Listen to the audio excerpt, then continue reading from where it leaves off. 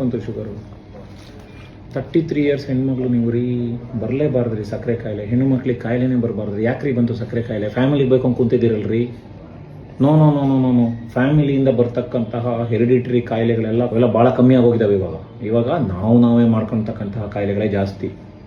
ಗೊತ್ತಾಯ್ತು ಹೇಳಿದ್ದು? ಫ್ಯಾಮಿಲಿ ಇದಲ್ಲ, ಇದು ನೀವೇ ಮಾಡ್ಕೊಂಡಿರೋ ಕಾಯಿಲೆ. ಯಾಕೆ ಬಂತು ಸಕ್ಕರೆ ಕಾಯಿಲೆ ಹೇಳ್ರಿ? ಯಾಕಿರ್ಬೋದು ಸರ್ ಹೇಳಿ ನಿಮ್ಮ ಪ್ರಕಾರ?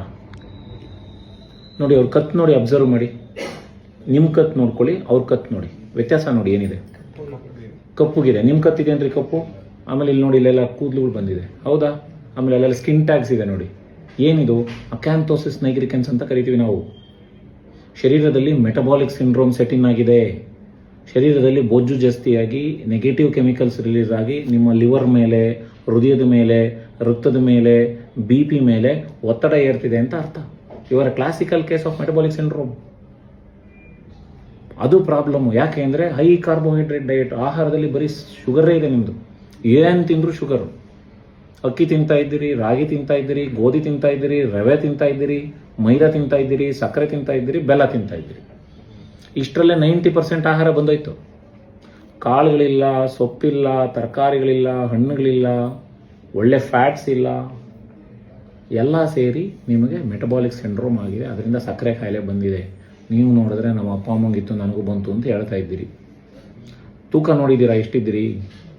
ಎಷ್ಟು ಇರಬೇಕು, ಎಷ್ಟಿದ್ದೀರಾ?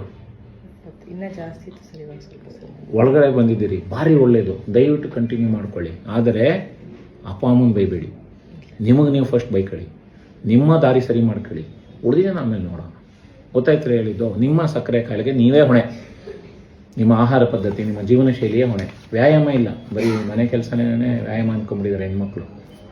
ನೋ ನೋ ನೋ ನೋ ವ್ಯಾಯಾಮ ಮಾಡಬೇಕು, ಎಕ್ಸಸೈಸ್ ಮಾಡಬೇಕು, ಸರಿನಾ? ಸೊ ಏನು ಸಣ್ಣ ಪುಟ್ಟ ನೋವುಗಳು ಹೇಳ್ತಾ ಇದ್ದೀರಲ್ಲ, ಇವೆಲ್ಲ ಮೂಳೆ ಮಾಂಸಖಂಡದ ನೋವುಗಳು. ನನ್ನ ಕಡೆಯಿಂದ ಒಂದು ಟ್ರೆಡ್ಮಿಲ್ ಟೆಸ್ಟ್ ಬೇಕಾಗ್ತದೆ ನಿಮಗೆ. ಹೃದಯದೊಂದು ಪರೀಕ್ಷೆ ಮಾಡೋಣ. ನೋಡಿ, ಆಲ್ರೆಡಿ BP ಸ್ವಲ್ಪ ಹೈಯರ್ ಸೈಡ್ ಅಲ್ಲೂರಾ? ಯಾಕೆ ಬಂತು ಪ್ರೆಗ್ನೆಂಟಲ್ಲಿ? ಯಾರಿಗೂ ಬರಲ್ಲ, ನಿಮ್ಗೆ ಯಾಕೆ ಬಂತು? ಬೊಜ್ಜು ಹೌದು, ಅದಕ್ಕೇನೇನೆ ಅಕ್ಯಾಂಥೋಸಿಸ್ ಇದೆ ಅಂದ್ರೆ ಮುಗಿದೋಯ್ತಲ್ಲಿಗೆ. ಬೊಜ್ಜು ಆಲ್ರೆಡಿ ಕಾಯಿಲೆ ಸ್ವರೂಪ ತಗೊಂಡ್ಬಿಟ್ಟಿದೆ ಅಂತ ಎಲ್ಲ ಸರಿ ಮಾಡ್ಕೊಡಿ, ಸರಿನಾ?